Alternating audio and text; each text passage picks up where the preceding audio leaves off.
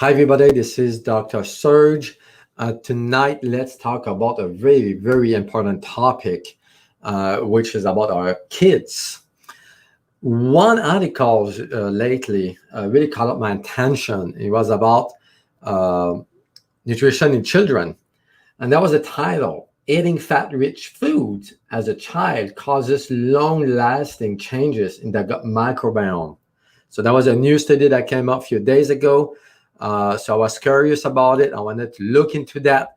So as we can see here, this is the link to the article. So basically, this one is a summary of what they found, and they claim that a diet high in fat uh, causes damage to the microbiome for a long time, actually, and that can lead to a problem as the child grows and get older.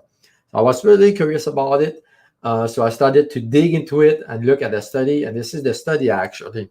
So early life effects of juvenile Western diet and exercise on adult gut microbiome composition in mice.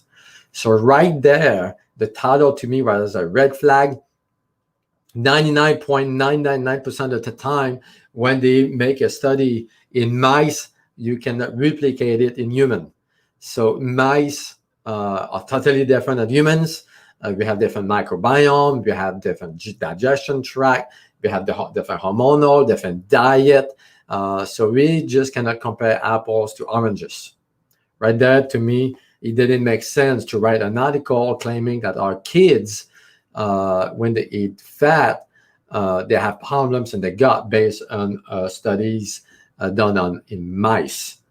And as I get deeper into the study, we can see that there is changes in the microbiome in mice. So microbiome is the bacterial composition of the gut, the small bowel, the colon, the large intestine.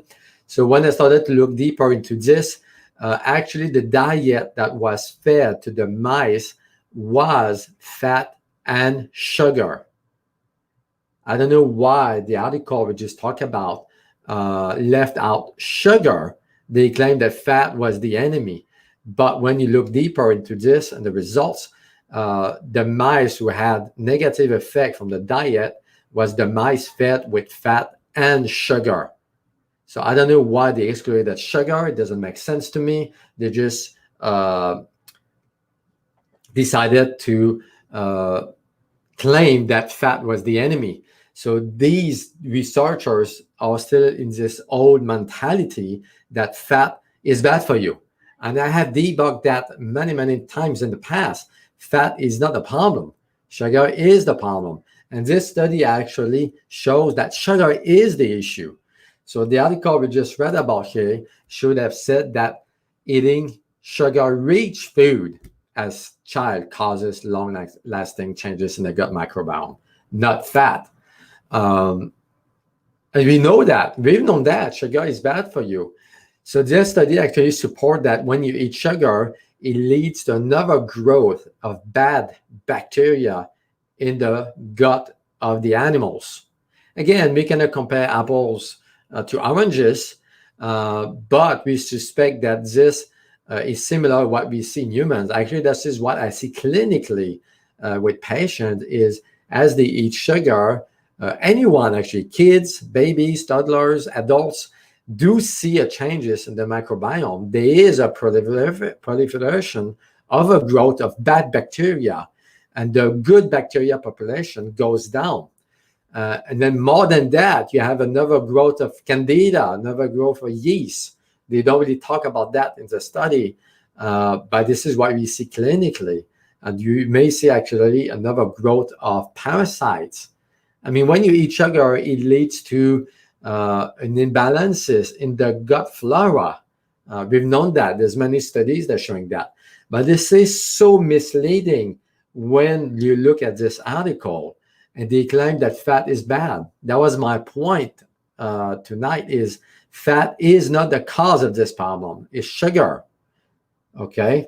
And I don't know if you guys have ever looked at or read the book, The Pottanger's Cats. This is a really amazing study, actually. The book is about 95 pages. It's really easy to read. There was a studies, as you can read here, done on 900 cats over different generations. So it's a 10 years period. So we have cats that are fed their natural diet, and there were fat that were fed a processed food diet, similar than the Western diet, okay, what we eat today. And these doctors saw that the cats that were fed the processed food diet, they started to see all kind of problems, decrease in coordination. They gradually got more disease, arthritis, heart problems, cancer, changes in the bone structures. In the third generations, the cat suffered so much for diseases that it took 4 generations on a raw diet to take them back to the starting level. They actually started to lose their sexual preferences. So this is what we see actually in this generation. Today, we are the 4th generations of what we call in the Proteus cats human, okay, human equivalence. And we can see our kids today are sicker than ever. They are born with diseases. They are born overweight. Some of them are born with thyroid issues. I've seen some kids born with depressions, some kids born with heart problems, with joint issues, and so on and so on. So today we know that diet of the moms directly affect the health status of the child, the newborn. And if you look at Weston Price, I'm a big fan of Weston Price because he was really advanced for his time. Weston Price clearly shows that those populations who were the healthiest back in his time, 70, 80 years ago, they all consume a diet high, really rich in fats. Fats contain fat-soluble vitamins, vitamin A, D, E, and K. So those populations who didn't know disease, they were healthy. There was no cancer, heart disease, no arthritis. They all consume 10 times more fat than what we used to eat today. So fat is really, really important for moms who want to get pregnant and for the kids. Kids need 70, 80% of the diet to be fat. So their brain is 80% fat. So you need a lot of good fat to nourish the brain, to optimize the brain development. Okay, this is not what the study that we just talked about show. They actually show that sugar is bad, not fat. Okay, so this is a big confusion to me. And the first food that kids, babies should get is fat. When you go to Europe, France, they give the yolk, the yellow of the egg, to the newborn babies, to the babies actually at 4, 5, or 6 months. They start giving them eggs, okay, the yolk. And this is actually what I did with my daughter at 4 months old. She started to eat the yolk of the eggs along with some liver. So liver and eggs were the 2 first foods that she started to eat. For months, actually, that's the only thing she would eat along with raw milk. So her diet was a lot of fat. And she doesn't know disease. She's never been sick in her life. She's never been vaccinated, for example. I don't know if you need any kids like that who've never been sick, but that's what diet can do. A good nutrition in kids needs fats and no sugar.